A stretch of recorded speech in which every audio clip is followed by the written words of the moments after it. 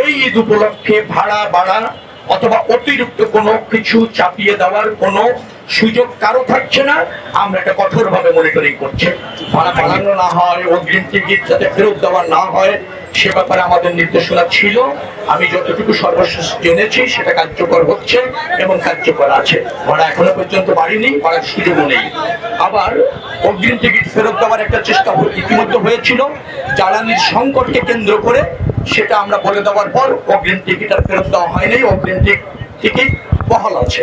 অর্থাৎ সড়ক ব্যবস্থাপনার জন্য পর্যাপ্ত প্রস্তুতি নেওয়া হয়েছে। যদি আপনি জানতে চান সেগুলি বলা যাবে।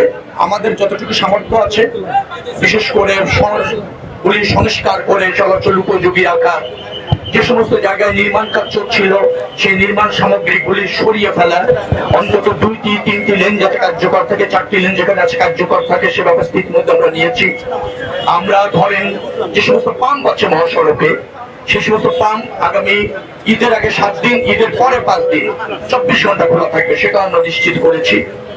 আমরা ইসের জায়গায় যে সমস্ত 260টি স্পটকে আমরা চিহ্নিত করেছি যেখানে যানজট হওয়ার সম্ভাবনা থাকে এবং অতীতে হয়েছে, সেটাকে চিহ্নিত করে হাইওয়ে পুলিশ, বিআরটিএ, আমাদের পরিবহন সেক্টরের সাথে যারা জড়িত, স্থানীয় পুলিশ, জেলা প্রশাসক, পুলিশ সুপার, তাদের সমন্বয়ে ওই 260টি স্পটে যাতে কোনো যানজটের তৈরি না হয় তার পর্যাপ্ত ব্যবস্থা, নিয়ন্ত্রণ ইত্যাদি ইত্যাদি ব্যবস্থাপনাটা আমরা নিশ্চিত করেছি এবং সেখানে সার্বক্ষণিকভাবে কাজ চলছে।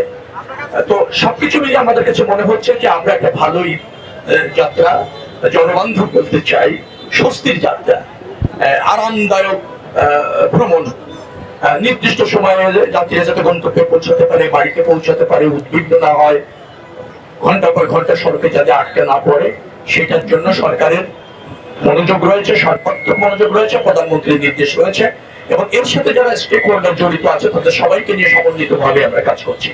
আশা করছি যে আমাদের সফল হওয়ার যে চেষ্টা আছে সেখানে কোনো ব্যত্যয় ঘটবে না। অগ্রযাত্রা প্রতিদিন নির্ভীক প্রত্যয়ে উজ্জীবিত।